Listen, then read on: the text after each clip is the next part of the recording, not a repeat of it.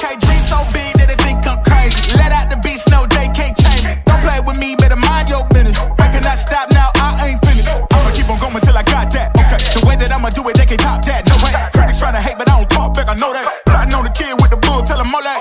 I'm the one that I'ma gamble on. Welcome to For Fantasy's Sake, presented by Clint's Draft House Pizza and Grill on the For Fantasy's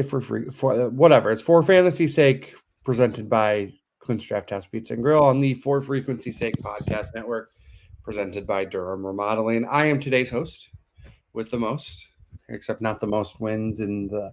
If Doug was here, he'd be like, "Yeah, the most wins in the NFL this season." So that's true. I do not have. My favorite team only has 6 wins this year, not 7. That's all right. That's normal. If they would have scored like 6-7 in the fourth quarter on Sunday or on Thursday, Good thing they didn't. Things would be different. We'd have 6-7 wins. But yeah, meanwhile, Mason's Broncos won. They're going to be nice. Probably the 1 seed, right? They should be. I heard that the rumors that the Chargers would rest their starters because they don't have anything to play for, which would be nice for the 1 seed, but I kind of want to earn it. So hopefully they do play their starters and we can beat them that way instead of just being given it. Yeah. I told my dad this morning, it's not anything against the Bears or anything like that.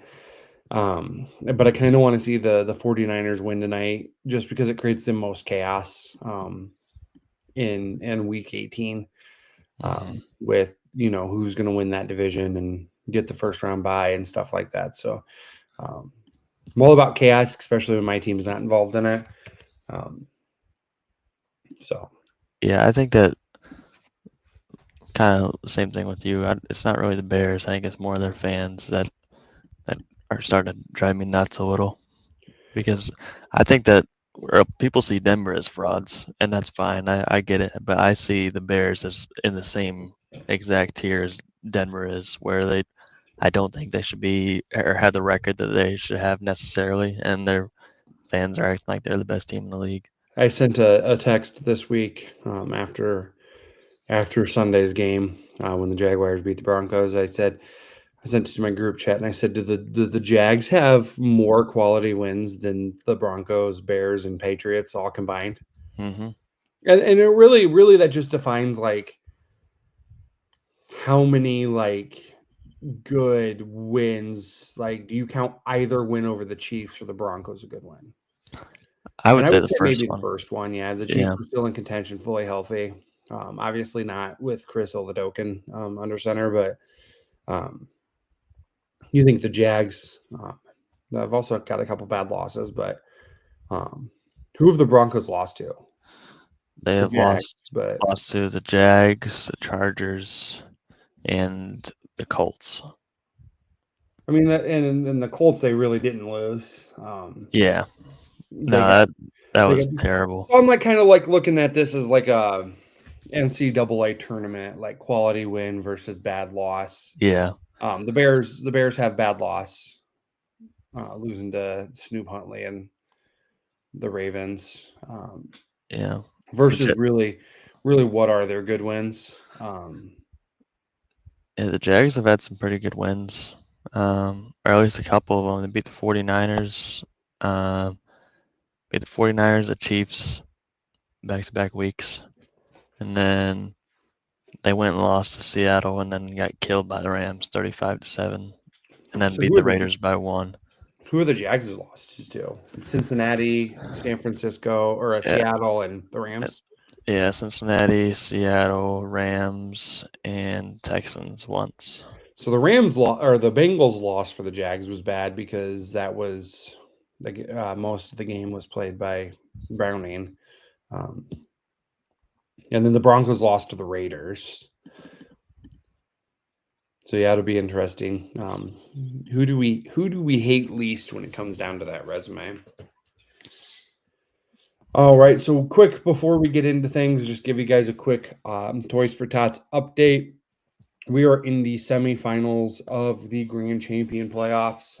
What will end up happening next week is the final 2 teams They'll draft their best Week 18 lineup, so they don't have to worry about the guys that they've been counting on all year to sit in Week 18. They'll know who's playing, who's not going to play, and be able to draft their team.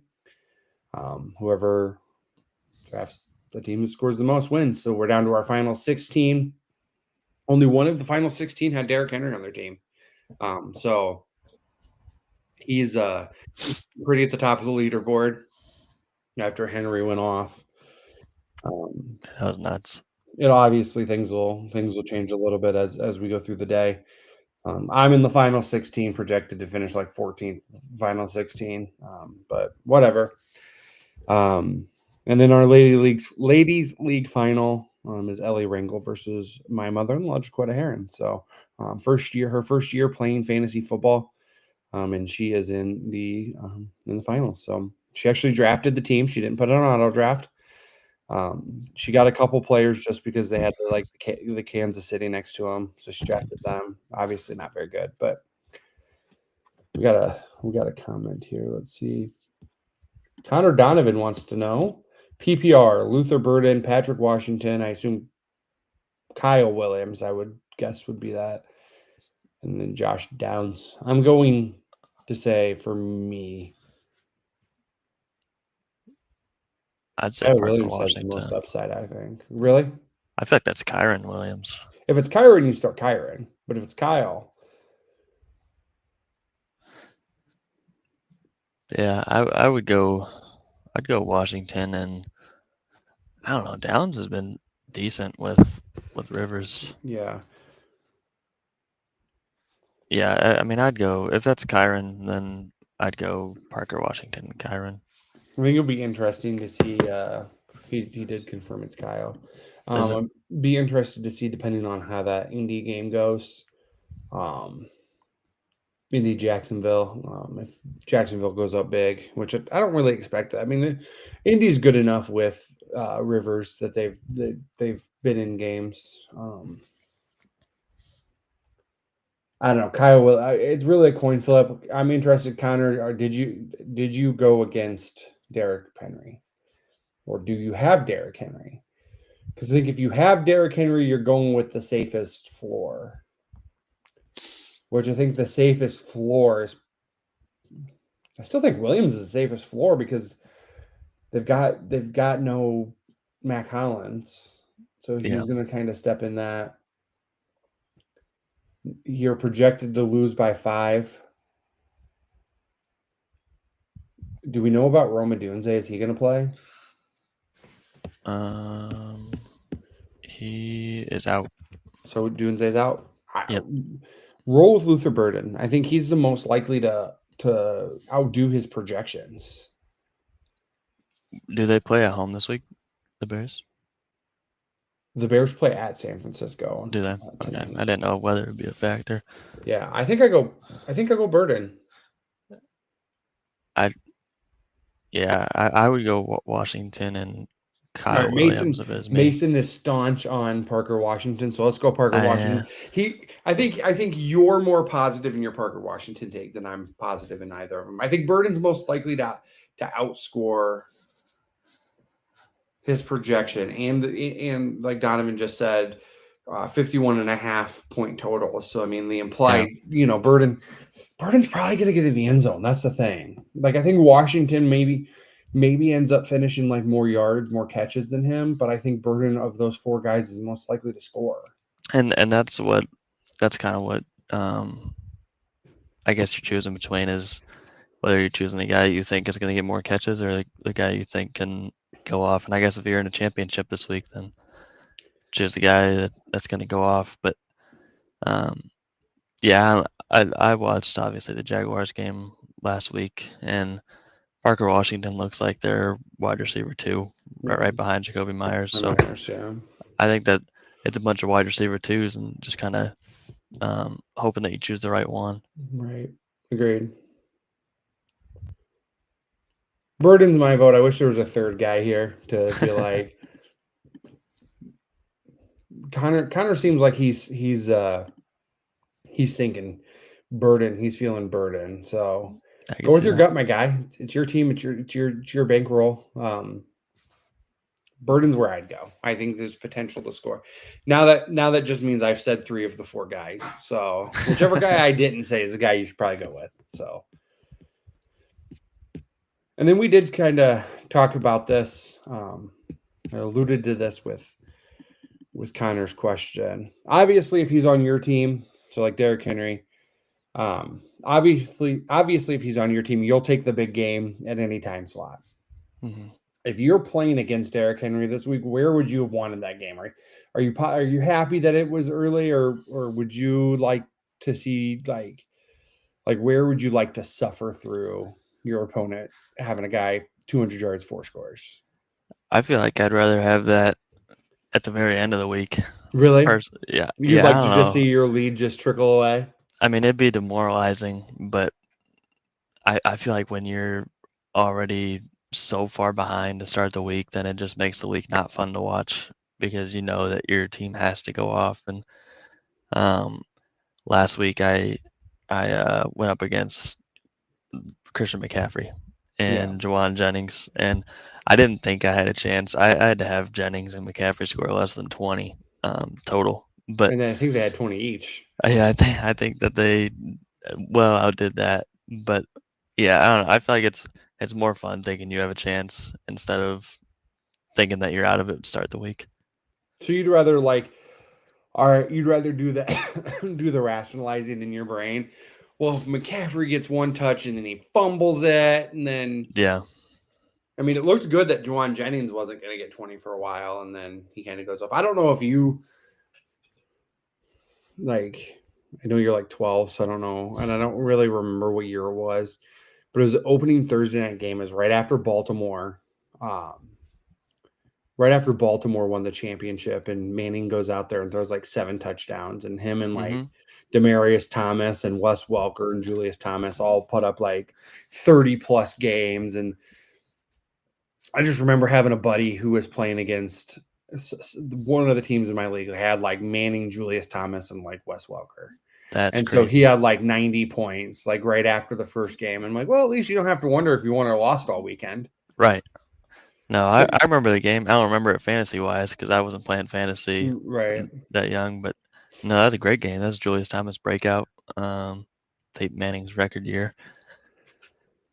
No, I, I, I put this on the shot sheet like fully like intending to say, man, I'd rather just be at the beginning, then I don't have to waste my time. But then I like your like rationalizing of if it's Sunday night football or Monday night football, then you're mhm. like, this could happen.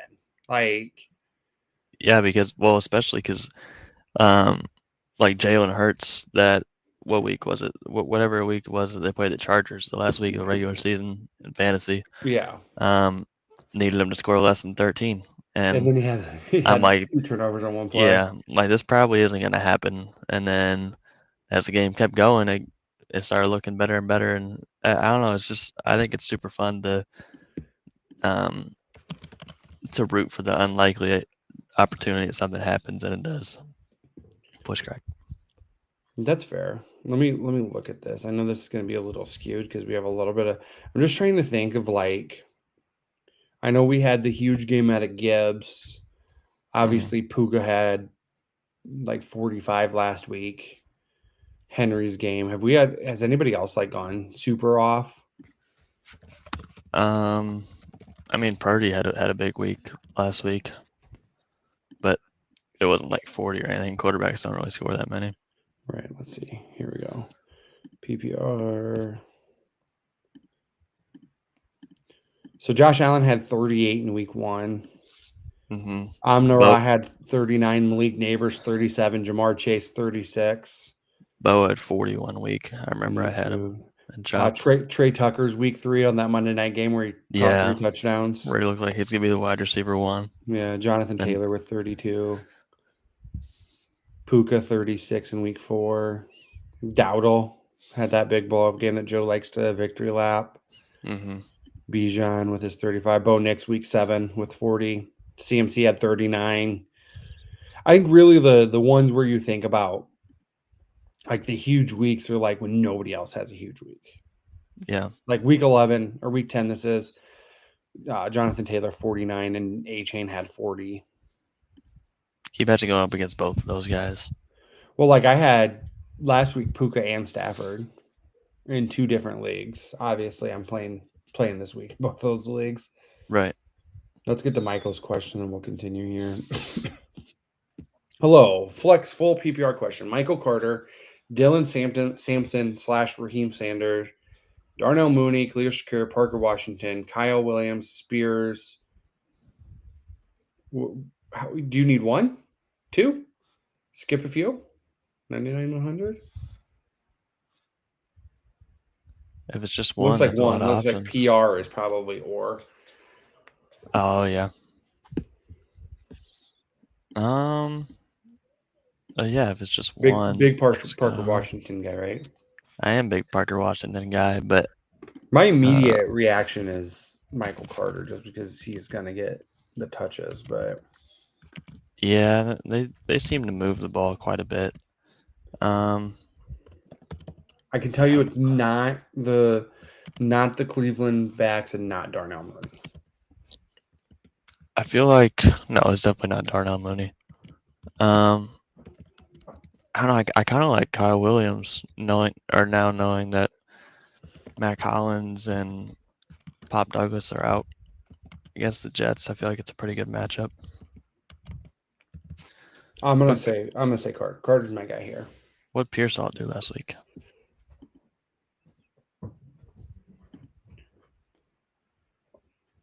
15.6. 6 bad. catches, 96 yards.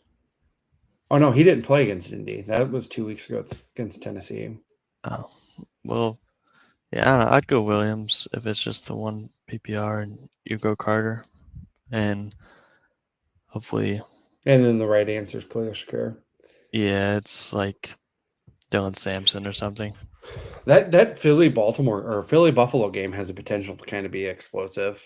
It also has a potential to be a dud. So yeah, I feel like both those teams, you don't know what you're gonna get each week. I'm surprised that's not the Sunday Night Football game. What is the Sunday night game? Bears and Niners. Oh, that's the Sunday night game. It's a pretty good Sunday night game, though. Yeah, there's a lot at stake. As a Bears hater, I'd prefer just to watch. Now, is your family Broncos fans, or what's your family fans of? Yeah, because my dad grew up in Denver, and my grandparents lived there for a while, so they're all Broncos fans. Gotcha. I think you told us that story one day. Yeah, hopefully I can get out there, go to some Broncos games. So we kind of discussed this a little early on when we were talking with Connor's stuff.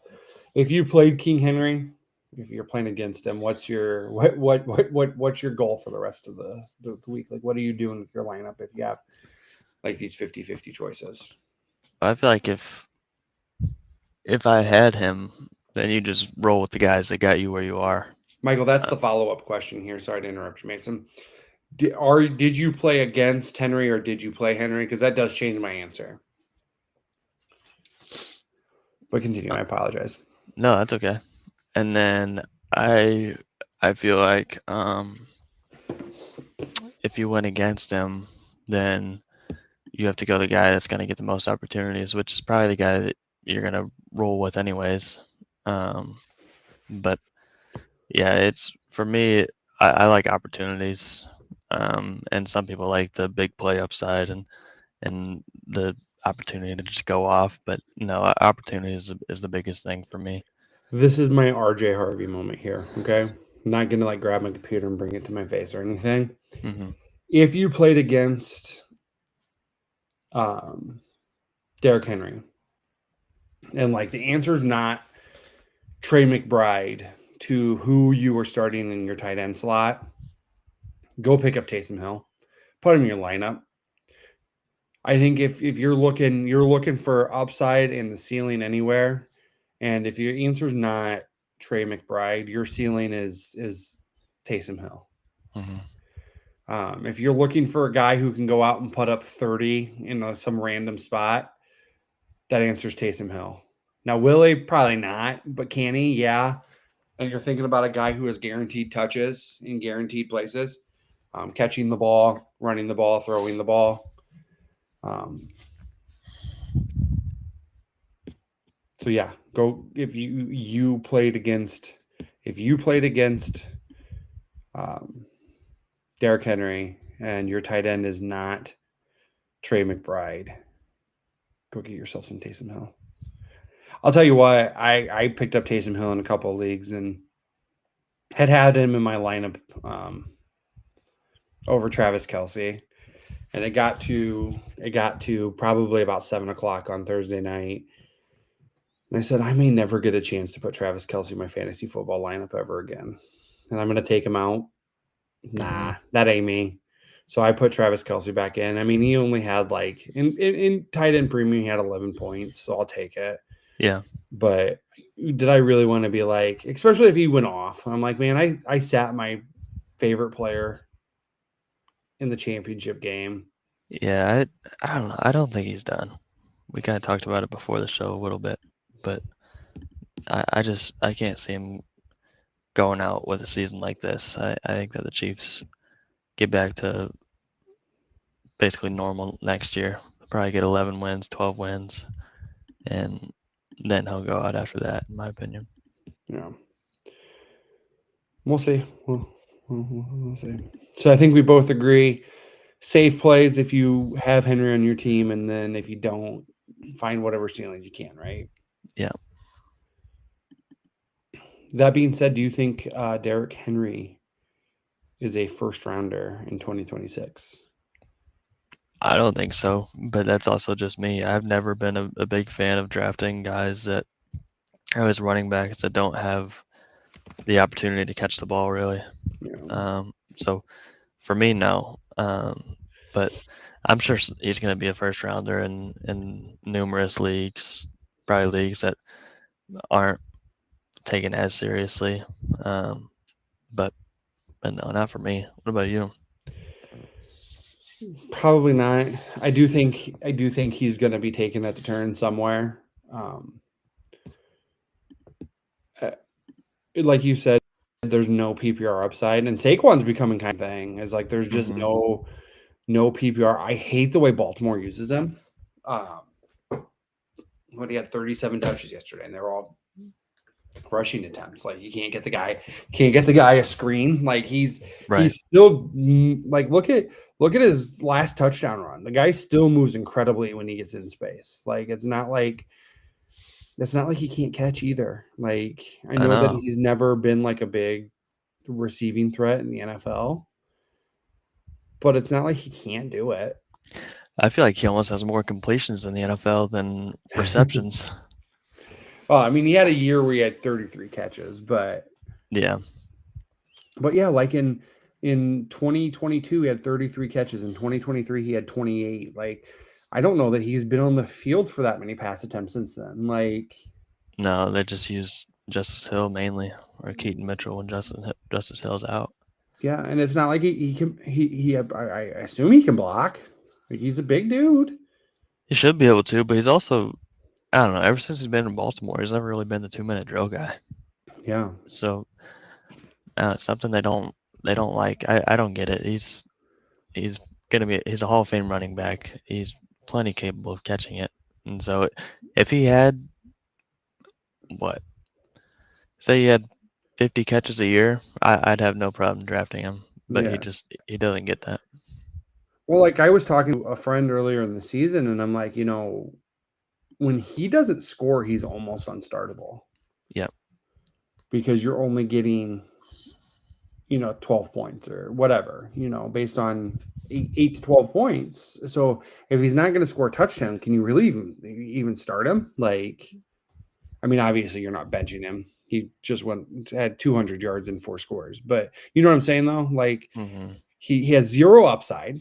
Like, if we were looking at, like, these ceiling games, like, if you played Derrick Henry against Derrick Henry, we're probably not playing Derrick Henry today. You know what I mean? Like, yeah. Like, you're the floor. I realize how ridiculous I'm sounding after a guy had 200 yards and 4 scores. But the floor, Derrick Henry floor is, like, so low that – and, like, how often are these ceiling games going to happen? You know what I mean? Like, even a realistic ceiling for Derrick Henry has been like 120 yards and 2 scores. So realistic ceiling is 24. Yeah, well, let's look at his season outlook. I'd say each year he has a couple of these weeks where he just goes off, but really he's been decent the last pretty much since week 6. He hasn't had a week under 10, so he hasn't had those dud weeks where Right. Yeah, but I all guess of those, like if you look at it, it's like yeah, he either caught a pass or scored a touchdown in every one of those weeks. yeah. The most targets he had in the week is 3 this season. Week 15 against Cincinnati, he was RB 29 because he had 10 points. He had 100 yards rushing, but only 11 touches. Like, what are you doing, Baltimore? Mm-hmm. And he played 37% of the snaps. So yeah, I'm not using a first round pick on him next year. No, I might not even like. I think we've officially reached you let other people draft Derrick Henry stage. Like, mm-hmm. I think there's a couple other guys in the NFL that way, but Derrick Henry's officially in that spot. Just because, like you said, no PPR upside. His most catches in a game this year were against Minnesota. He had 3. Then against Cincinnati in Week 13, he had 1 catch for 44 yards. Ends up being RB 11 that week. And then the week before that against the Jets, 2 catches for 24 yards. Ends up being RB 5. Yeah. Well, let's think of guys that we'd rather have instead of him. So, right, Achane, Bijan, JSN, Christian McCaffrey, Trey McBride, Amon-Ra, Gibbs, Cook, Malik Neighbors, probably Jamar Chase. Did you say Jamar Chase, Puka, Drake London, Puka. Yeah, he's not a first rounder. Probably that was just 12 guys. Probably Trey McBride. Yeah, I said him earlier. Yeah, Trey McBride will be a first rounder for sure. I think if Brock Bowers was this year, he is. We could probably go 24 guys that we like better than, because Jonathan Taylor didn't even name. Yeah, Kyron Williams. Yeah. He's good, but fantasy wise, not worth a first round pick. For fantasy sake. Yeah, for fantasy's sake, not a first round pick. And then I did have one more thing here. So we obviously we just named a bunch of guys that we like better than Derrick Henry in 2026. Do we see another guy have a big week this week? Obviously, I mean, it's hard to project a 50-point game, but right. We have a Monday night where we have Rams in Atlanta. Like, Bijan and Puka could feed some families on Monday night. Yeah, I think that I think there's going to be some big weeks this week. Also have CMC against the Bears with not a very good linebacker crew. Mm-hmm. With no Kittle, so he's going to kind of get a lot of those intermediate passing too. Yeah, I think Puka has another huge week going against Atlanta. It's like the only question I have with like that is the game going to be competitive enough to where you need Puka to have 200 yards receiving? Yeah, I could see Achane having a big week. Pretty much all the top guys I could see having a big week. I'll tell you what. So we always talk about like, we have like during the Christmas shows, we generally talk about like ghosts of fantasy football past. And I always talk about like, I had a Josh Freeman, where we're not even we'll talk about that at some other point. Do you even know who Josh Freeman is? This is the second question. So basically I had a year in my league of record where I went undefeated. It was, I think, Matt Ryan's MVP year, and they were playing the Giants, who were like 5th or 6th in the league against quarterbacks defensively, fantasy wise. And Josh Freeman, who's playing against the Saints, and that was the Bounty Gate year where they were terrible. And so I'm like, I'm going to big brain it. I'm going to start Josh Freeman. Ends up having like 5 turnovers in the first half. I lose the championship by like 12, or not the championship, semifinals by like 12. Wow. So then talking about like ghosts of fantasy football past is like Brandon Marshall. Don't remember what team he was on. It might have been the Broncos when he broke the single game receptions record against the Colts. Yeah, it was. It's Kyle Orton that just force fed him. And it was like week 13. So he ends up having like 21 catches for like 210 yards. I don't think he scored, but he still ended up having a 40-point PPR game. on my bench. And like, had I won that week, I would have, I scored enough that I would have won the championship. But I lost that week because I didn't have him, and the rest is history. And now I'm sad. It's the bad part about the playoffs is you only have so many spots. Sometimes you have guys that just go off on your bench. So where would you like? Obviously, like making it at the championship. If you're pardon me, if you're old enough, unlike you, to gamble on sports, would you rather be that team who didn't make the playoffs and you're like, oh, I outscored everybody in the postseason, or would you rather make it to the championship and just put up an absolute dud? I'd rather make it to the championship because then at least you get money. Right. I've been that guy that missed the playoffs. I went 4. What did I go? I went like 4-10 or 4-11 one year. And I had more points than the guy that went 11-3, finished second. So I've been that guy that is like, oh, I would have won it all if I was in the playoffs. Your final seed in the playoffs should be the team with the most points that isn't already in the field. Yep, because fantasy is 85% luck, and the rest is skill. 5% luck, 25% skill, 15% concentrated power of will. Yeah. I agree. So one of my leagues that I was super good in is my first experience in Dynasty. Ended up winning like 5 championships in a row, won 6 of 7. The only year that I did not win the championship was because I did not make the playoffs as the top scoring team in the league and went 13 weeks. I'm not going to say it again, but my record was I had 6 wins and 1 more loss. And I did not make the playoffs because I did not have enough wins, but I was the top scoring team in the league. So yeah, no, it's infuriating being a high scoring team and missing the playoffs. So I'd at least rather make the championship, and I can at least say I made the championship, have those bragging rights, have the momentum going in the next season, and then make some money instead of being the guy that's sitting out on the sidelines and watching. So I made it to 3 championship games. And in all but one of them, we decided to kind of like change the pot. Where like, most leagues is like first gets 70%, second gets 30%. We basically made it 60-40. So we basically, instead of going 50-50 and basically the championship's only for bragging rights, we went 60-40 to win. So whoever wins still gets a little bit of a bump, but the loser still makes a little bit more cash. So I did offer it to the other team, and they said no. And then they played against Derrick Henry last night. So, yikes! Yeah, so I should have taken it. Yeah, no, it's whatever. In the league that's in, I'm not. We're not going to talk about it because I don't want to curse myself. So, let's head to commercial on the backside. Think about some grievances you want to air. I made a list of things that I like about fantasy football and hate about fantasy football. And for people who are watching, I did not give Mason the gloriness of being able to see the shot sheet before 10 o'clock. So I've been thinking about this for a couple of days. And so I actually have a list, but we'll go to commercial and then Mason we'll kind of talk about this stuff. Mm-hmm.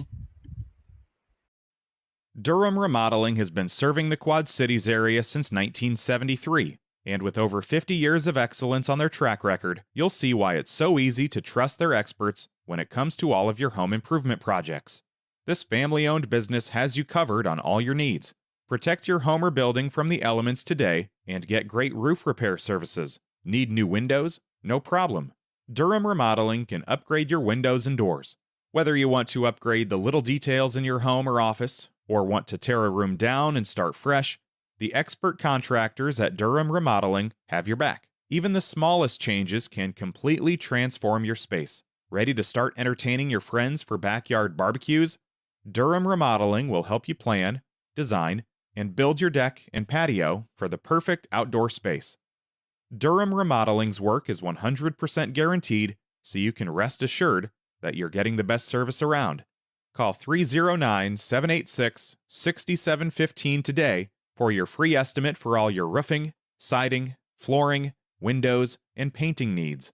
That's Durham Remodeling, 309-786-6715. I just saw a funny tweet here that if Sauce Gardner was an NFL team, he'd have the number 1 pick. If he was on an NFL team, No, if he just him was an NFL team, Oh. because the Jets were 1-7 when he was on the team, got traded, and the Colts are 1-6. Oh my goodness. So he'd be 2-13 right now. That's crazy. And what's crazy is like the Jets win, he didn't even play in. So he's only been a part of one win. He's only been part of 1 win all year. And it was that win that I think the Colts had in London. And he was talking about how that was his first win all year because he didn't get to play in the Jets win. Yeah, it's the Jonathan Taylor game, I think. Yeah. It's great. Yeah. So Sauce Gardner's 2-13 this year. That's funny.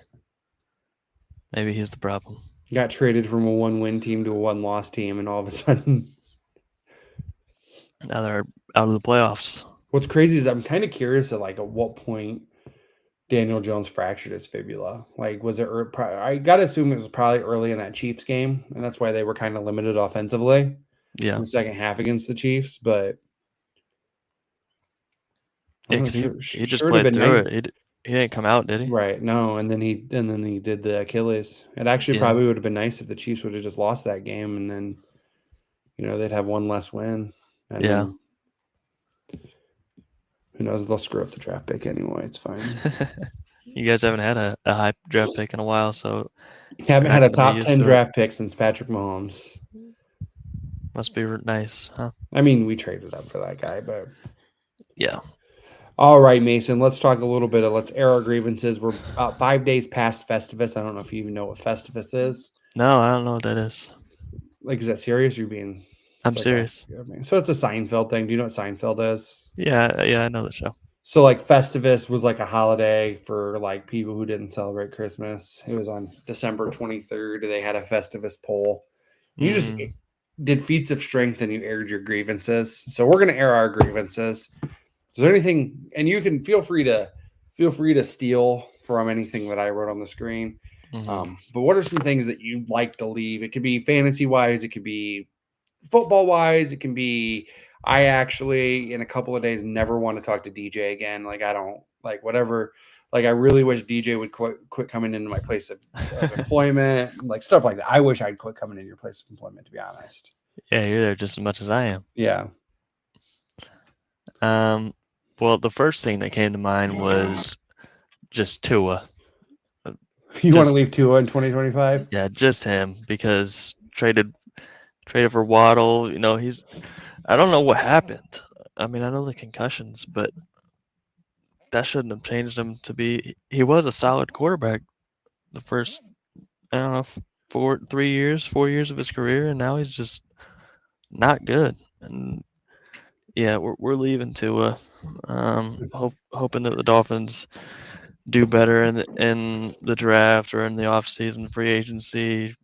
I know that they're going to have a huge dead cap hit if they get rid of him. It's like 90 million or 100 million or something like that. But I think you have to move on. You saw what Denver did, moving on from Russ, taking that cap hit, and how it worked out for them. I think you have to take a similar path if you're Miami, because right now he is tanking that team. They tanked for Tua, and now Tua's tanking. Yeah. That's my first one. I have to think of some more, so you can go if you'd like. So if they cut Tua before June 1st, it's only a $42 million cap hit. So if they, like, as of right now, like in 2025, he'd be $98 million cap hit. Yeah. It's 42 before June 1st. And after June 1st, it's only 11. Oh, no. Sorry, I mistook. I misread. Is that just for the year? Their dead money is $99 million. Yeah. And then it's an additional negative $42 $42 million against the cap to cut him pre-June 1. And then cutting him post-June 1 would be $67 million in dead cap. And then $11 million against the cap. Yeah, so they're kind of screwed by having him, honestly. He's going to kill him if he plays, and he's going to kill him if he doesn't play for them. And playing might also kill him. It might. Maybe retiring is what he needs to do. I wonder So if there's a way for them to get out of that if he were to retire ever. I don't know. There are certain things written in contracts. You'd think that his people wouldn't have wanted that written in contracts, with all the concussions and broken hips and Yeah. general being Tua Tagovailoa. So feel free to interrupt me at any point if you have anything you want to add. So the things I want to leave in 2025, and this isn't for like everything. I know like charity leagues we don't do fab because it's kind of over involved, but any kind of additions to your team that doesn't require you to spend fab money. See ya. I'm all about like I'm okay with winning things for $0. Like I'm okay with like not putting a bid in, but like putting a bid in. But I don't want like first come first serve. I don't want waiver order. I used to be back in the day like waiver order had been fine if it's like a continuous order, not the worst team always gets the first claim. But yeah, non-fab free agency, see ya. On top of that, in non-dynasty leagues, once you're out of the playoffs, quit making claims. If it's dynasty, it's fine. Yeah. But everywhere else, like let the teams that are still playing for something get these guys. Like somebody in one of my leagues picked up Malik Willis. Like, what if one of the teams in the championship needed Malik Willis? Yeah, that's a good point. And you're playing, and the guy who picked him up is playing for 10th place in this league against a guy who had Daniel Jones and Patrick Mahomes in his lineup. That's fair. I don't think Like, what do you get for? I never thought about that because everyone has the ability to pick up anyone. So yeah, I think the only teams that are in it should still be able to pick them up, kind of like chop leagues, which I know you'll mention. Yes. Also, let's not let 7 of 12 teams in the playoffs in 2026. Keep it 6. 50% or fewer of the teams in the league should make the playoffs. I'm all fine if you let 4 of 12 in the playoffs, but 7 of 12, it's kind of getting a little sticky there. As we kind of talked about, this could be taken into 2026. But that last spot should go to the team with the highest points. That's not in the top 5 already. Mm-hmm. That's fair. So, or make it fun and just the teams with the most points are the teams that make the playoffs. How about that? The records are stupid anyway. Unless you're playing the even amount of games against the people, like, or crazy idea. And this could be taken into 2026, but I like to have it in 2025 too. Game against the median. Look at that. The best teams are the teams with the best records because you played against the median every week. Yeah, I was going to mention that. Or you play every team every week. I always look at that in one of my leagues. It kind of narrows down what your record would be if you played every team every week. How about that? That'd be cool. So what the final season record is like 150 and 100 or something like that. Yeah, let me look up exactly what it is here. Do you have anything you want to throw in there? The big thing that I thought of was the games against the median. I feel like that's something that needs to be more normalized because it's not. I mean, life's not fair, so you can't say that fantasy should be fair. But if you have money on the line, you should not be punished by scoring 135 points and the person that you play against scores 160 when there's guys that are winning games that are scoring 102 points going against someone that scores like 80. So I think that games against the median are a big thing that should be incorporated, and I've been pretty passionate about that for the last couple of years. So my league record, we don't have game against the median, but the team that finished first went 13-1. Now he lost in the semis to a team that went 8-6, but he was 151-25 against the entire league. So the team with the second most wins in that was 123-53. Wow. So a whole 30 game difference. Like imagine if we would have added game against the median, like what would happen? Or we've talked about this in the past. One of my leagues last year, I went undefeated. Well, I wouldn't have existed if we had game against the median. Right. It would have truly shown, hey, his team's probably not as good as this other team.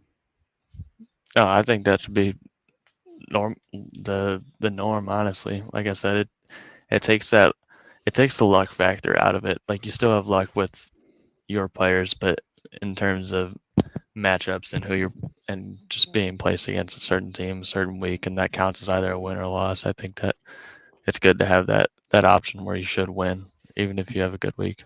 Yeah. I also want to leave Kenneth Walker and Zach Charbonnet in 2025.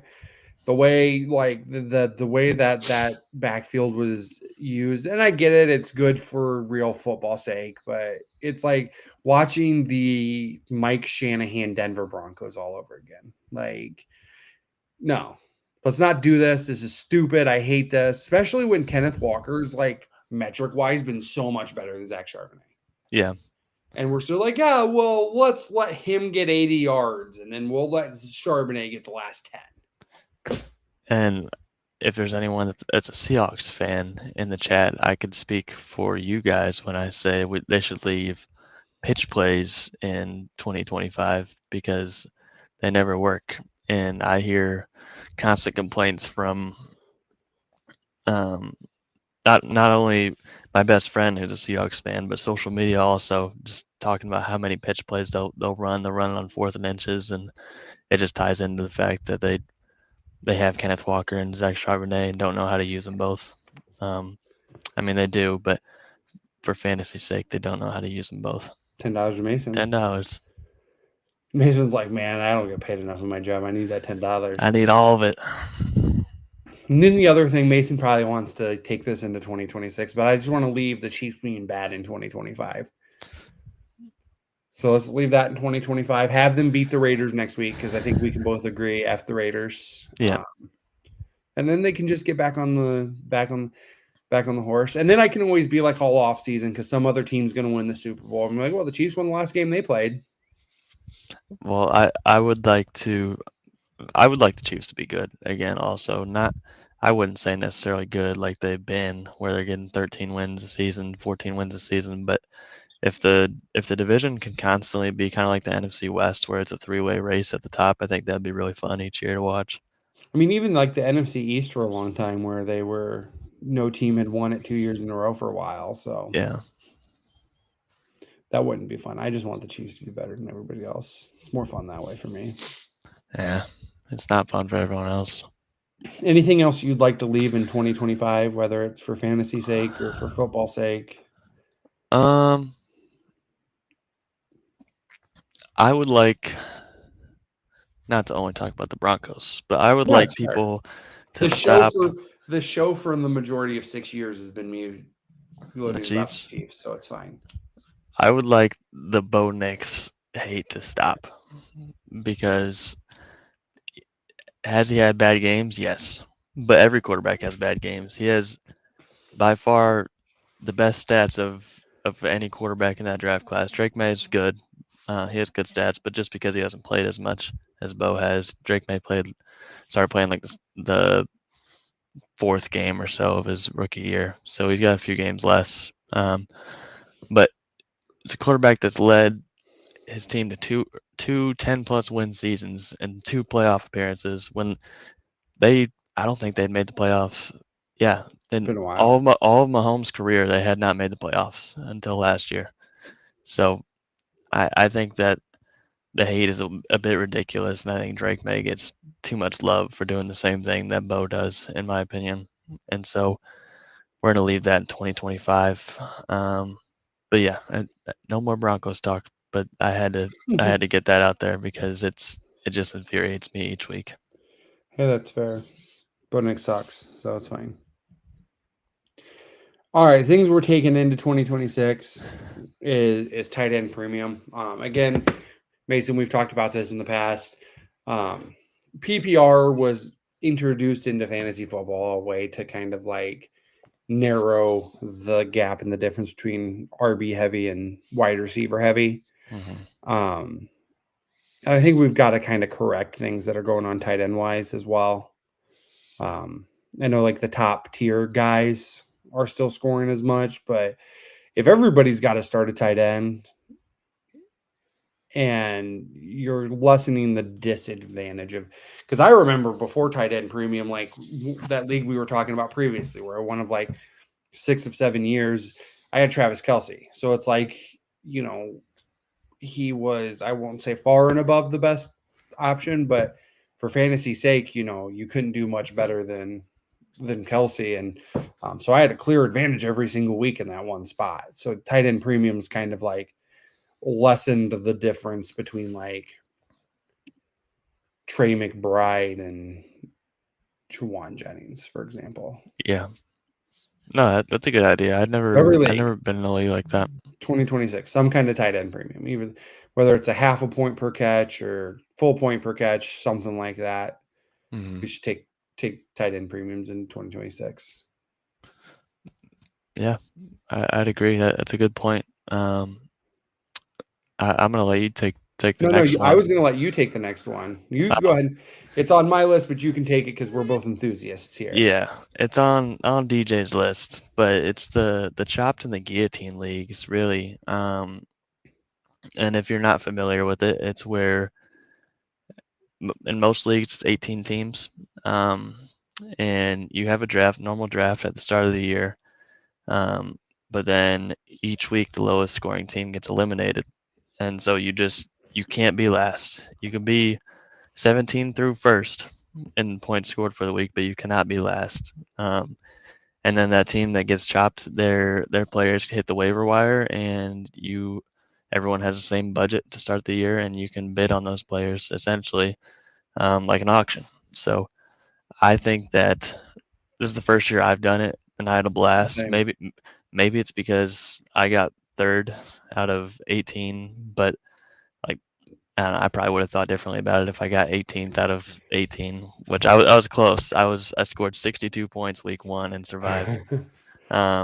But yeah, it's a blast. I think if anyone's interested in doing a different league format, definitely give it a try. It's refreshing. It kind of makes fantasy fun again. At least for me, the last couple of years missed the playoffs, so I wasn't having the most fun. But yeah, this year with the Chop League gives you something else to root for, and it kind of goes back to the games against the median thing, where you're not necessarily just competing against one person, you're competing against everyone. So it's really, I think, a good measure of skill based on how far you can get. And yeah, it's super fun. I would suggest anyone do it for sure next year. Do you remember what pick you had? I was right in the middle. So I want to say I had like 10 out of 18, and I got Nico first round, which wasn't a good pick, but then got Drake London in the second round, which kind of carried me for most of the season. So I finished 4th Mm-hmm. in mine, and I picked 16th. So That's pretty good then. The only things that like we kind of talked about this, I don't know if this is on air or off the air last week, is in those leagues I'd like to see like a stipend. So like each draft pick, maybe you get like 5 to 10% more money. So like the teams that are like the back half, maybe they get, you know, a little bit more cash to spend in free agency. Cause I had to like spend big. Like I ended up drafting pretty well back there. Genty, Nico, Devontae Adams, Dak, DeAndre Swift, Stafford, Javonte Williams. So I ended up having like a really good first like 6-7 picks. It just happens on accident at this point. And it's everywhere. But yeah, I'd like to see maybe teams that are in that back half get a little bit more. Let's see what I ended up joining 2 because like I just really enjoy drafting. Mm-hmm. And this one I got eliminated pretty early. 1, 2, 3, 4, 5, 6. I got eliminated in week 8. So much worse in this one. Where did I pick here? Nope, that's the same league. Give me 1 second. But yeah, chopped leagues are a lot of fun. This one was 17 teams, so it ended last week. Mm-hmm. And this one I picked 16th. So I literally picked at the end. Collins, London, Montgomery, Pacheco, Olave. So my team was not good. But so to last till 8 weeks was pretty impressive, I guess. Yeah, and I think it's super cool how in normal like standard redraft leagues you can only really improve your team if you hit really well on a waiver pickup, like Michael Wilson, for example, or Rico Dowdle, or trades. But in this one, each week you can improve your team so much, and your team looks completely different than it does when you drafted. I don't think I have more than, let's see, my draft picks went Nico, Drake London, Tony Pollard, Tyrone Tracy, Bo Nix in the first 5 rounds, and I have Nico and Drake London left. So your team looks completely different, and always adding new players to root for. And so yeah, I'm a huge advocate for these, and I think that more people need to do them. We might have to find a way to add it to a Toys for Tots league to it. That would be cool. Where we get people in there. And let's see. So Stafford, I drafted Stafford and kept him all year. Genty, drafted and kept him. Adams, Collins. It's a pretty good draft then. Javonte Williams. Yeah, I had a really good draft. Dak Prescott. So yeah, most of my teams were guys I picked in the draft. So Harold Fannin, I ended up drafting him really late. What's funny is it shows I drafted him in the 15th, dropped him November 12th, and then picked him back up on December 10th. You got him. Well, that's good timing then, because that's when he started kind of going off, is month of December. So yeah, let's carry chopped leagues into 2027. These were, or 2026. These were really fun. We talked about this. This was one of our, I believe, when we were on the rooftop top of the world at Last Picture House. Got to lose points for sacks. Everything else in fantasy football that's negative, you lose points for. You lose points for fumbles. Your running backs lose points for negative rushes. Your receivers, other than you get PPR, but they lose points for negative yards on catches. Quarterbacks, it's just like, sorry you fell down and got touched by a guy. We're not going to lose points for this. So even if it's the same as like calling it a rushing play where you lose 0.1 per yard. Like, I know people who think it's more because it's like a lot of times it's like a turnover.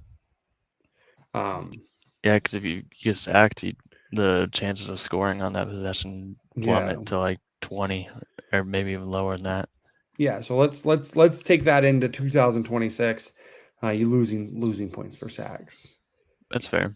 The only thing I don't like about it though is I guess you should draft accordingly, but some teams just have awful offensive lines, like Miami, for example. And I know I was trashing Tua earlier, but they do have a bad offensive line. Right. And so, I mean, certain guys like that, even if they try and get the ball out quick, then it's still it sucks for them.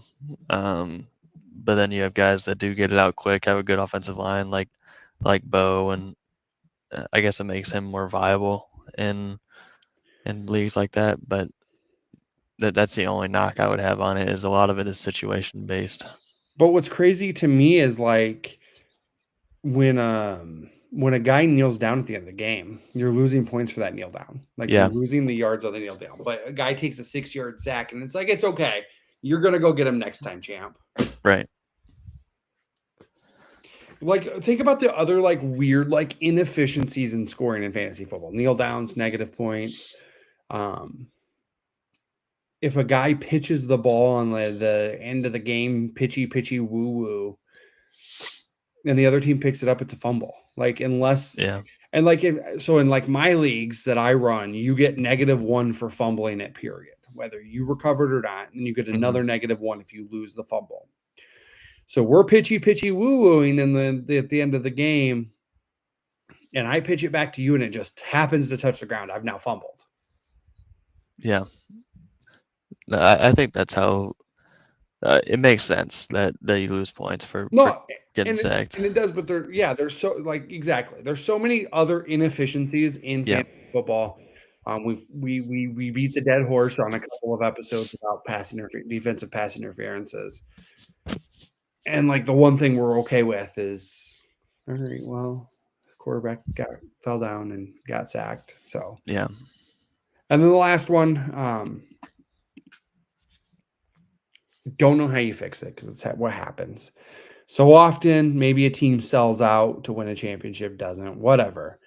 It's so often we're like you and I talked because I invited you to one of my leagues. It's kind of complicated. It's not just a regular dynasty league, but we're replacing 3 owners this year of guys who either, like the one guy, one of the guys who's leaving,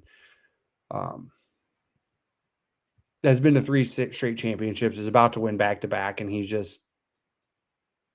it's too intricate for him to want to pay attention to it throughout the entire year, which I get. But so often people are like selling out to win leagues, trading first round picks, trading, young guys to try to win, and then, not winning. And they're like, oh yeah, well, I'm out of here. Mm-hmm. So we've got to find some way to fix that. One of the things that I've said a billion times is if you trade a pick, you owe 25% of the league fee for that year. Make it a half, make it 50%. Makes it easier to find a team if you're saying, hey, we've got a $50 buy-in, but you owe, 25 of it. Like, Yeah, that's a good idea. Make people pay for tearing these teams apart. Now, Right. there's so again, like the scoring with the sacks, there's so many inefficiencies on like trading young players, but like trading your first round pick, you should have to pay 25 to 50% of the league fee for that year. Mm-hmm. And then that makes it better to find a new owner because, hey, basically you're getting year one for half or more or less. You know what I mean? Yeah. No, that's a great idea. I don't know what your experience is in dynasty leagues, but yeah, I've wanted to do one, just haven't known enough people to do one, so I don't have any experience in dynasty leagues. But yeah, that sounds like a good idea. I didn't even realize that if a team leaves, then someone else has to take over that Yeah. team. I figured they went to waivers somehow or redraft or something. So one of the leagues that I'm in, the league that we had talked about, if we have to replace more than two or more teams in the same offseason, we do a dispersal draft. Mm-hmm. But again, like if a team's void of picks, like I have a dynasty league, I'm part of the picks that I have on this team. I have a third and a fourth next year, 2 fourths in 2027, and a second and third in 2028. So I've literally killed this team in picks, but I'm not like, hey, I'm out. Like, right. And my team's not all but just a bunch of old guys either. Like, I mean, it is some old guys, but like I have Derrick Henry and Saquon on this team, but my receivers, like I have Drake London, Jalen Waddle, T. Higgins, Puka, Drake London, Devonta Smith, Christian Watson. So like my receivers are really young, really good. Yeah, that's a crazy receiving core. So if somebody took over this team, if I were to leave and somebody took over this team next year, they're like, oh, this is a pretty decent team. Like one of the other things I know you said you haven't done Dynasty. For anybody who's listening that does play Dynasty, somebody dropped like Rachaad White. And in Dynasty, you have longer benches. Rachaad White's free agent at the end of the year. So Rachaad White could be on Tampa Bay next year, or he could be somewhere with a good running back situation. And now I got him for free. Like, right. The bench is deep. So quit snoring over there. Let's play a little flex, marry, kill, and then we'll answer any questions that come in. And Mason, before we get to that, what was your best, other than the jersey you're wearing, best Christmas present you received this year? Well, I haven't opened presents on my mom's side or from my girlfriend yet. So I've gotten 3 gifts. I've gotten a charger, or like a charger that you set your PlayStation controller on, so you don't have to like plug it in or anything. And then I got AirPod Pro 3s. Nice. So that would be my best gift other than my jersey. But yeah, those are the 3 gifts I've gotten so far. Nice. What about you? My wife got me a pretty cool rangefinder. You a golfer? I am. I'm terrible, but I do it because I like hanging out with people. Yeah. One of the things that we often do is when we go golfing is I'm like, okay, we're either doing best ball. Am I still playing? Can you still hear me? Yeah. when we go golfing, I'm always like, we're either going to do 4-man best ball or we're going to split into two or into pairs and then, play against each other. Because like if I have to chase my golf ball around for 4 hours and 18 holes, I'm not going to have very much fun. I play a lot of army golf, left, right, left, right. Left, right. So, but I like hanging out with people. I like golfing. I like indulging in a cigar while I golf. So like in one of the things that kind of annoys me, not that I know how far I'm going to hit the ball, but I kind of like to know how far that I'm going to hit the ball. So I like having like the 18 birdies up when I'm golfing. Yeah. But I also like listening to music. So I told her I really wanted like a speaker, like a magnetic speaker that you can just toss up on the golf cart. Yeah, those are nice. The only problem with the magnetic stuff is that you might leave it on the golf cart or like a magnetic rangefinder, which is why I never wanted a magnetic one. So I just have one that I'm gonna have to put a reminder on my phone when you leave. Make sure. But yeah, so she got me one of those, which I'm excited about. I was big time into why I wanted a speaker for the golf cart because I like listening to music and I haven't been able to find anything. Like your phone's too quiet, but then like you get like the outdoor speakers and then those are too loud. Yeah. And it's like I'm just trying to find a perfect harmony. So like this is pretty cool. It's a Bushnell, so it's good quality. Now you've got me afraid that I'm going to leave it on the golf cart. Hopefully you don't. Well, as long as it's still playing music, you won't. That's true. I'm pretty anal about making sure everything's out of the cart. Like I'm not even one of those people who leaves like a box from my golf balls in the cart. Like I pretty much clean up after myself afterwards. Like I even feel bad about like leaving the towel they provided for you to dry off the seat. Like I know they left it. I should probably just take this into the clubhouse. I won't even I'm not even a leave the key in the cart guy. Really? You take that into the clubhouse too? Yeah. Now they've got to do more work. See, I don't really ride in carts. I usually walk when I play. Do I look like I'm a golf walker, Mason?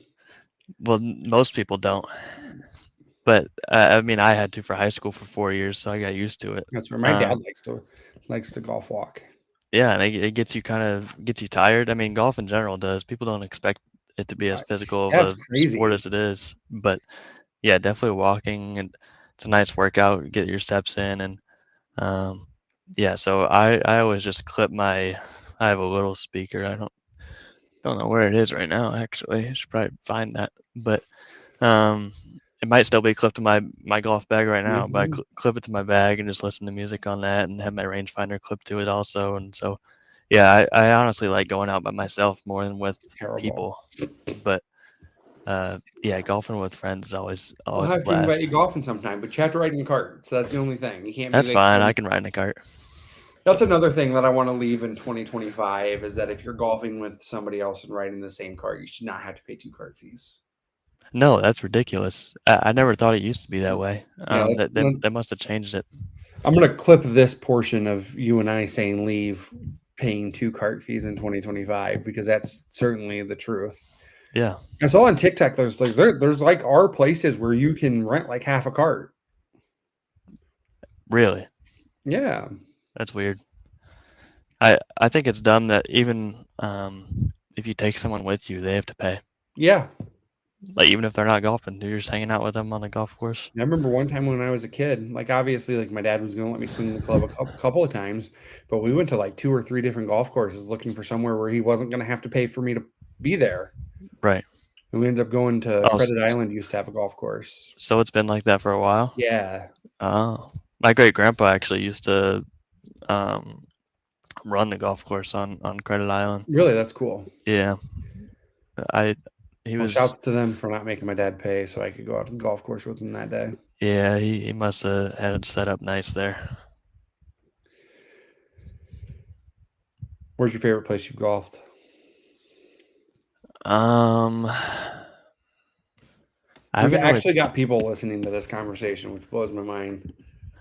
I haven't played many good courses. There's a country club in Muscatine that we played at for golf, or for high school golf called Geneva, and it's gorgeous.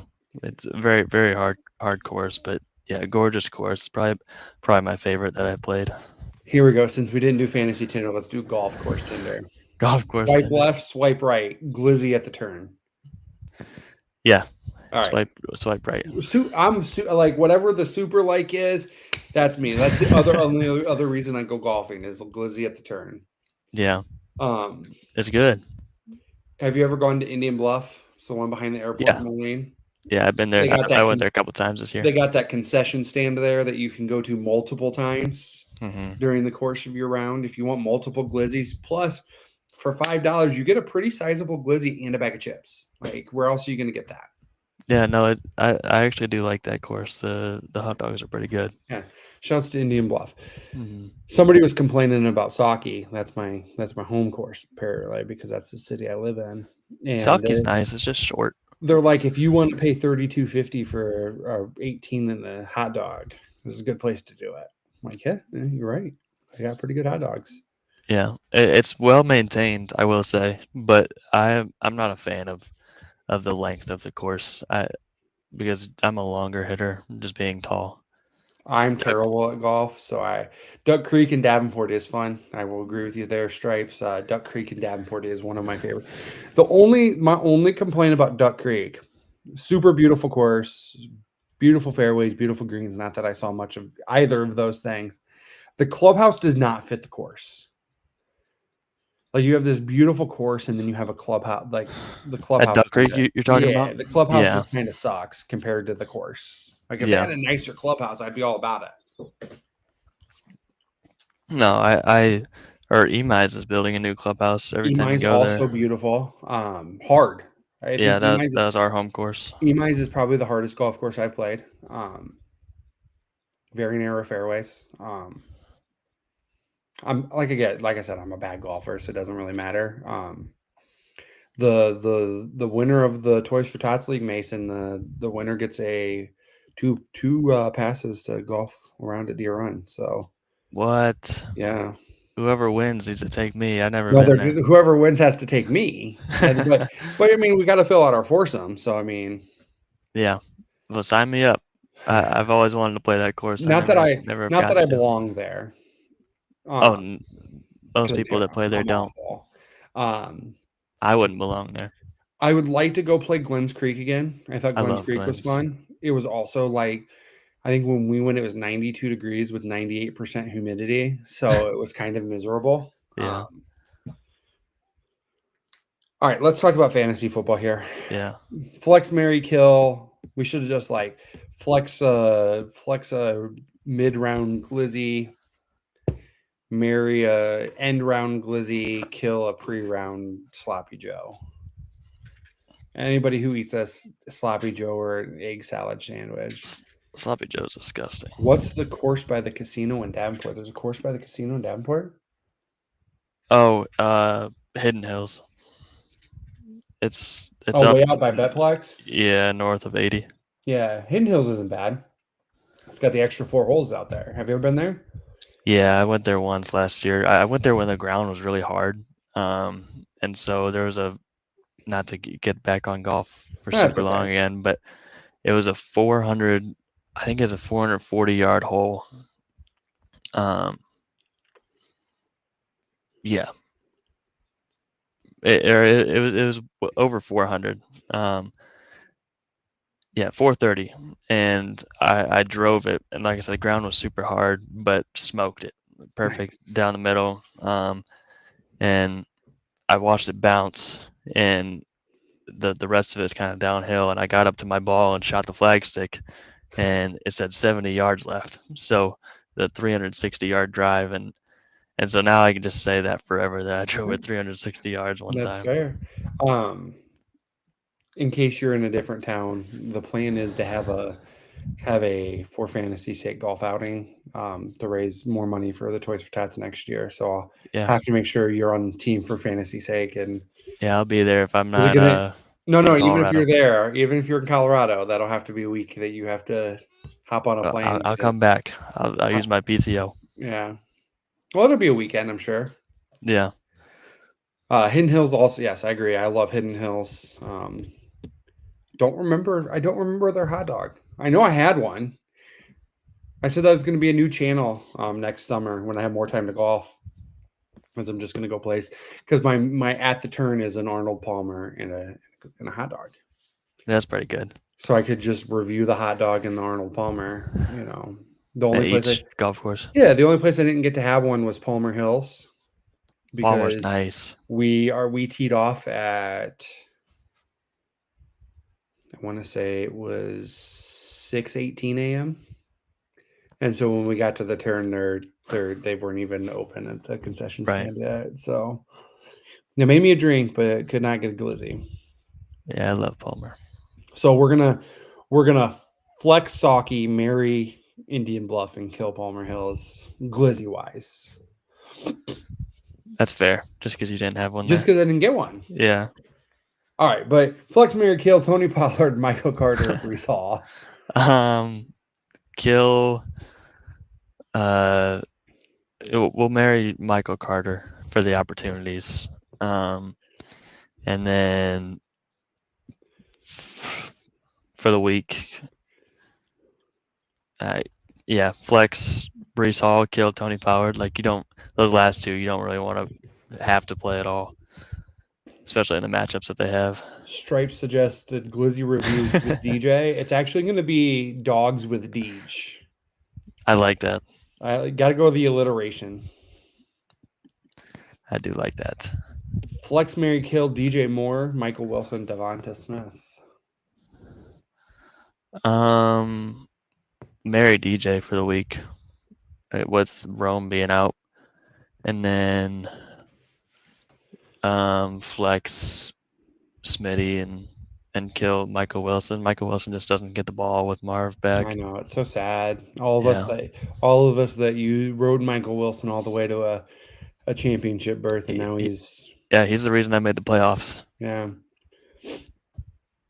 Flex, marry, kill Juwan Jennings, DeAndre Swift, and Wandale Robinson.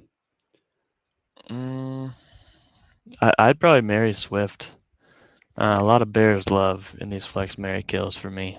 And then Jennings, I'd flex and probably kill Wandale. The Giants haven't been great recently, especially last week with Jackson Dart putting up no points. Last week with, I think in the same league, I had Tyrone Tracy and Theo Johnson. I'm like, what is happening in this game? I know. They didn't throw the ball until like halfway through the second quarter. I scored 136 despite Jackson Dart getting 0. That's and crazy. It was very sad because I could have had a chance to make it to the championship. And then last one here, flex, marry, kill, Kenneth Gainwell, AJ Brown, Jacoby Myers. I think you have to marry AJ Brown with how he's played the second half of the season ever since he complained. And then who was the first name? Kenneth Gainwell. I'd flex Jacoby and kill Gainwell. Gainwell leads the Steelers in receptions. No, I didn't know that. Yeah, that's I heard that crazy. This morning. Because they're like, somebody's like, well, what are they going to do without DK? And they're like, well, Kenneth Gainwell leads the team in receptions. Does Aaron Rodgers check it down a bunch? A lot, dude. Really? Yeah. I haven't watched the Steelers at all this year. All right. Let's think ahead here. Who's going to be your QB1 for 2026? Ooh, I like that. We'll go Trevor Lawrence for 2026. I think in a second year with Liam Cohen, he's already I think he's almost top 5 in quarterbacks this year. I think next year he's going to be quarterback 1 for sure. I'm going to say Burrow. That's good. Full season healthy. Yeah, hopefully. Hopefully for him, yeah. Yeah. RB1 2026? RB1, I'll go we'll go Achane. It's the boring pick, but I think it's the right pick. I'm going boring as well. I'm going Gibbs. Yeah. 2026 wide receiver 1. Drake London, I think, has a big year if he can stay healthy and Penix can stay healthy. I would say CeeDee Lamb, but based on me picking Burrow as QB1, we'll go Chase. Yeah. Yeah, that's good. I didn't think about that connection. And then tight end 1. Tight end 1. I think you have to go Trey McBride. I don't see how it can be anyone else. But for a fun pick, I'll say Fannin. I'm going to also go with a fun pick and say Tyler Warren. Yeah, I He can was see really that. good with Daniel Jones, and then He Phillip was. Rivers has kind of moved away from him. So we'll see. Who knows who's going to play quarterback for him Yeah. in 2020, whatever year that is.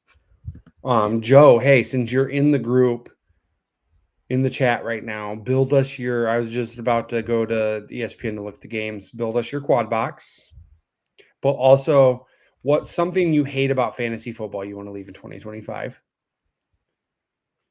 Mason, since you haven't opened your girlfriend's presents, has she opened the ones you gave to her?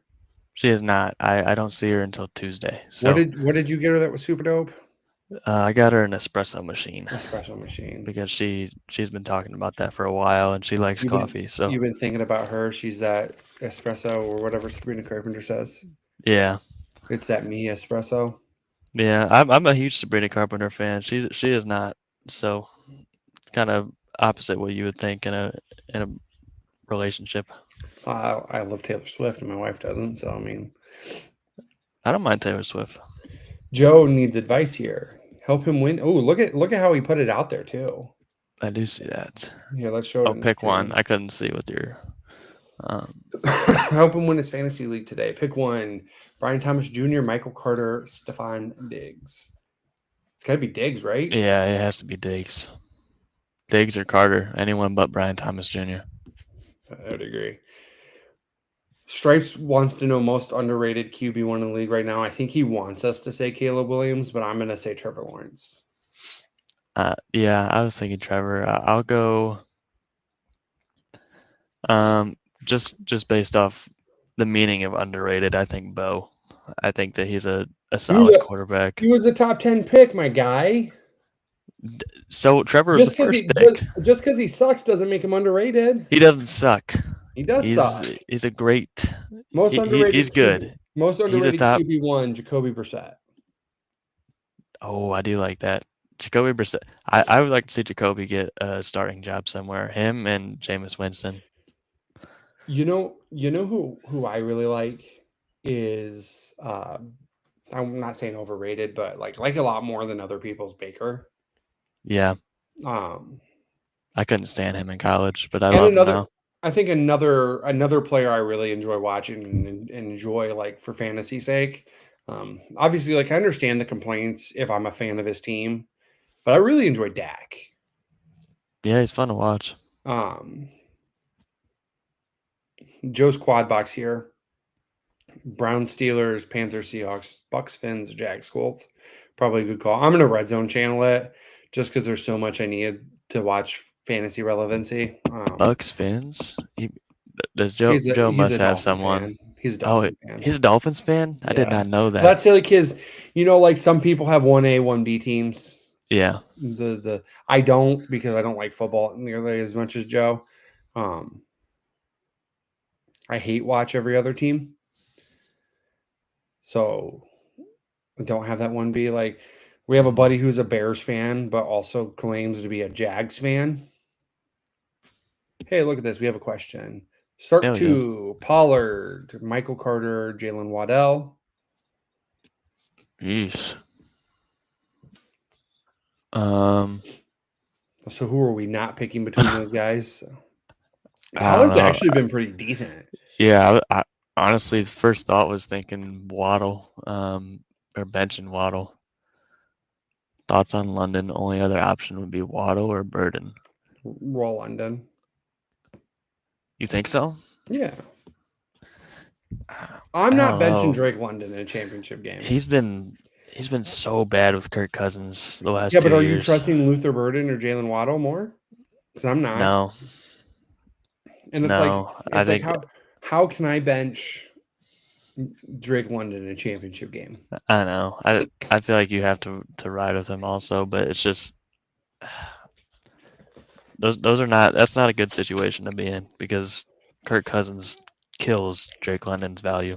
Drake London was so good with Penix. Maybe it's because he was force fed, but I almost like Burton more than London this week. Gross. I know it is. I mean, at least you have like all day today to decide if you want Burden or London. You can just like keep swapping them in and out, and wherever you land at 7:25 p.m. is who Yeah. you're starting.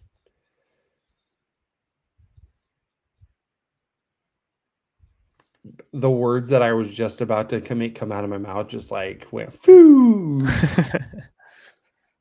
I had a buddy who had asked me in a championship game if he should start Caleb or Tyler Shock, and I'm like, man, JJ Keats 1262. I'm curious, why do you think you net upside? Did you face Derrick Henry? Maybe. I'm thinking upside wise, like Burden's probably your chance for the upside. Like we talked about earlier in the show, I think that he'll probably score, and it's got that large over under. Yeah. Nothing outside of the guy they call Trey McBride makes me confident in Arizona. Now, if Marv wasn't playing, Mazda Marv, as somebody on Reddit called him, if he wasn't playing, I would fire up Michael Wilson, but there's nothing that makes me confident to say I'm trusting this guy to win me a fantasy championship in Arizona. Other than even obviously Trey. And even Trey had a bad week last week. He got but they're playing Cincinnati. Backup tight end Higgins had more than he did. All right, Mason. Last question for 2025. It's literally our last show of 2025. Not only is it our championship week show, we won't have one next week, but it's also the new year later this week. I was more conflicted with Pollard, Carter, Waddle. I've heard it like 3 different variants.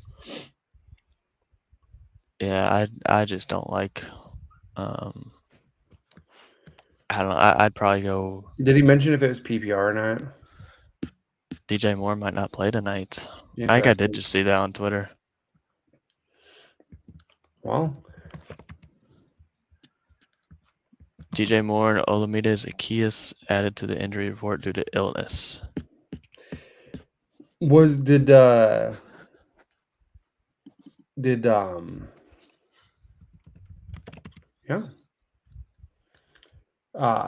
guy in Washington, Chris Rodriguez, did he have the flu or whatever? Like all of a sudden it's on the injury report and then doesn't play on Thursday? He might have. I did not see why he was out, but I did know he was out. Of Pollard, Carter, Waddle, I'm sitting Carter. Pollard's doing pretty good. Waddle was solid last week. Yeah, you saw him a lot. Not as often as he saw what's his face? The guy formerly known as Mr. Kelsey Plum. Darren Waller. Yeah. Kittle may also be out, yeah. That's a big bump to Juwan Jennings if there's no Kittle. Yeah. Again, CMC, like we talked, obviously you would never sit CMC, and you're kind of not in a situation where you're sitting Juwan Jennings in a championship game either, but CMC you'll see like that intermediate. Like between the red zones, between the 20s, CMC gets a bump on the intermediate, and then in the red zone, Juwan Jennings gets the tick. So non-fantasy wise, so not for fantasy sake, Mason. And if Stripes and Joe and Mr. JJ Keats, whoever's in here, be interested to hear your answer. What is so you included, so you and 3 other people, what's your dream golf foursome?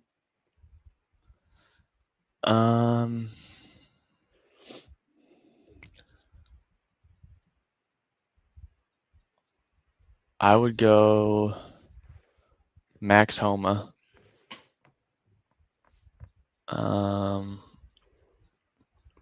And then if I'm thinking just PGA Tour golfers because I don't know. Or actually, I'll go Max Homa. I'll go Stephen Curry. And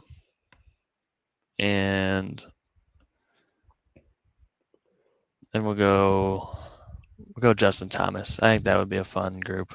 Your answer was so much more literal than mine. So I never got to golf. I wasn't a golfer when my grandpa was alive and golfing. So I'd take my dad, my grandpa, and Travis Kelsey. That's pretty good. That would be my. That's a nice answer. I feel like Travis Kelsey would be fun to be on the golf course with.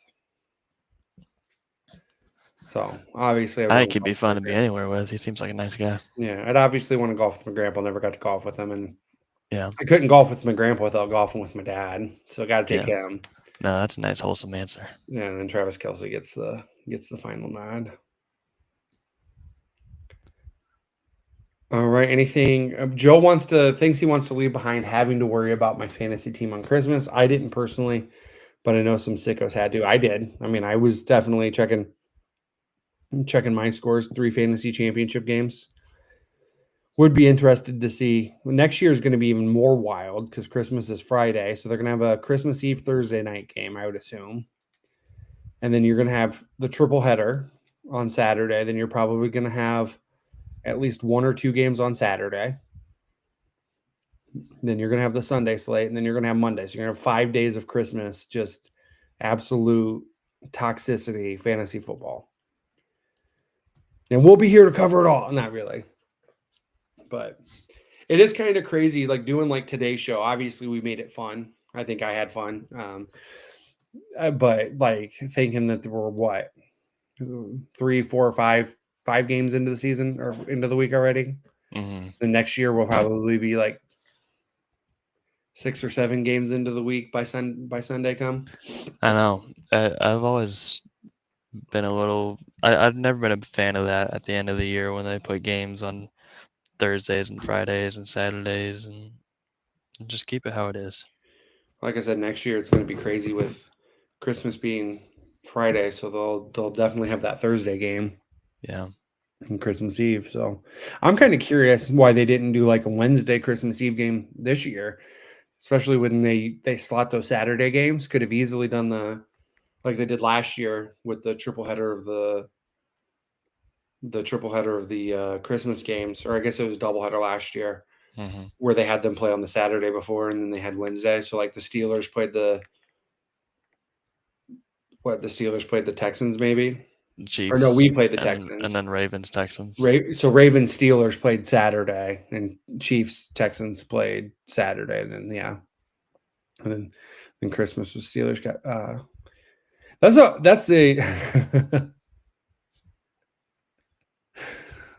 a pretty good answer, Stripes. That's another thing about the Chiefs being bad is maybe I won't have to schedule my Christmas and Thanksgiving around them next year. Yeah. Well, I think they'll be all right next year. They'll be better than they were this year, I think. Can only hope. Yeah.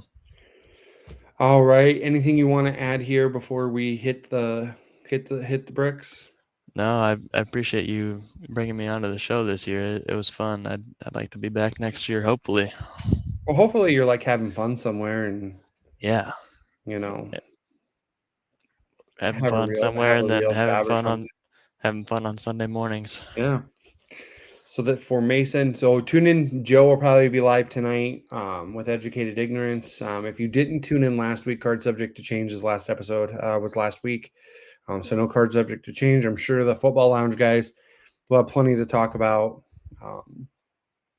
It was weird dynamic for the Football Lounge guys last night as Dan, the Bears fan, needed the Ravens to win, and Mark, the Steelers, or other way around. Dan, the Steelers fan, needed the Packers to win, and Mark, the Bears fan, needed the Ravens to win last night. So interesting dynamic there.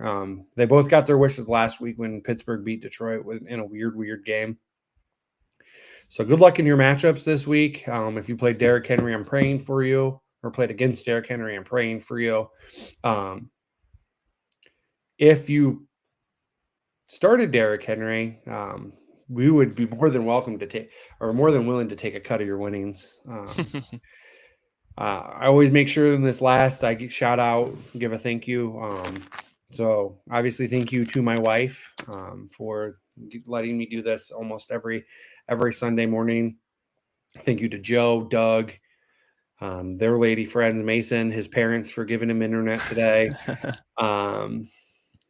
I don't want you to get grounded, so I don't want to say too much about that.